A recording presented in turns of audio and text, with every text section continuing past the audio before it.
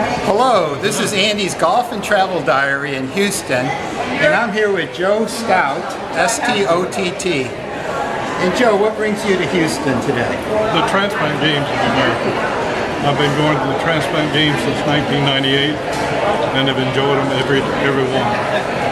The transplant games mean a lot to me because that's where I meet the donor families. The donor families are the reason for the games. We celebrate life, and if it weren't for the donor families, there would be no gift of life.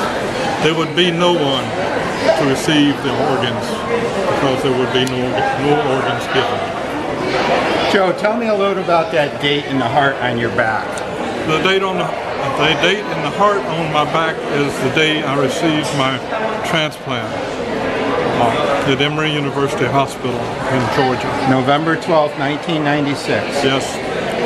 That was 18 years ago this coming November. And so the heart was 19 and 18. That makes me 37. Tell me a little bit about your health condition and how you got to that point in your life. Well, I was diagnosed with cardiomyopathy in August of 1990. I was told then I would have to have a heart transplant or a pine box, and they couldn't tell me when. And so I stayed stable for almost 5 years, and then I was referred to Emory University Hospital for an evaluation for a heart transplant. So that's 6 years almost without any hope for a transplant. Even if I needed a heart, I couldn't get it. 6 months later, I was offered a heart, only to be told 2 hours later I couldn't have it because it had hepatitis C. So I sent all my family home. 2 hours after that, I came back and said, don't eat anything, don't drink anything, we have a heart for you. I said, you got the paperwork from the heart at 6, get out of here. They said, no, we have another heart, and we'll know by 1:30 if it's any good. 5 o'clock that next morning, they were opening my chest to put that heart in. And that heart belonged to Brian from Albany, Georgia. And tell me a little bit about Brian here on your chest. Brian was 19 years old. He's a heart transplant, he's a heart donor. And he was running across the street to tell his foster sister he was selected to be on the honor squad for the homecoming game. He was struck by a car driven by a retired doctor. He broke his leg, cracked a rib, and put a small bruise on his cheek. He was taken to the hospital and put on a ventilator to help stabilize him. His brain began to swell and couldn't stop. He became brain dead. Now, foster parents don't have the legal rights we do over our children. They could not sign the paperwork to make him a donor. LifeLink of Georgia, the OPO for the state, had to make a phone call to the blood mother to get a recorded conversation. And the 16-year-old brother that was in that same foster home signed for his mom, and that's how I got my heart. And tell me a little bit about your disease.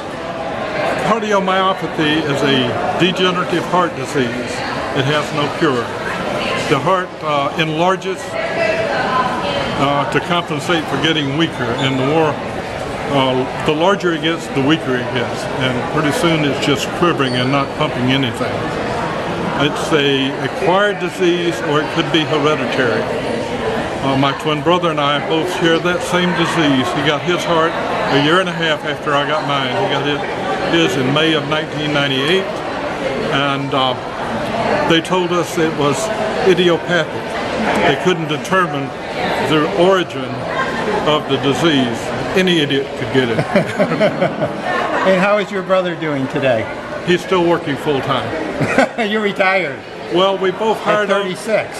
Well, yeah. We both hired on with the company the same day and retired the same day. But 2 weeks later, he went back to the company and back to work in the same type of equipment. Now he has 50 years with that company. And so he's doing the job he enjoys. I'm celebrating life and enjoying the life that I have. You guys do a lot of things together. Did you marry sisters? Oh no. I met my bride square dancing. And no not only did I get my bride square dancing, but I got mom too. And she's been to every game with me since 1998, both the girls.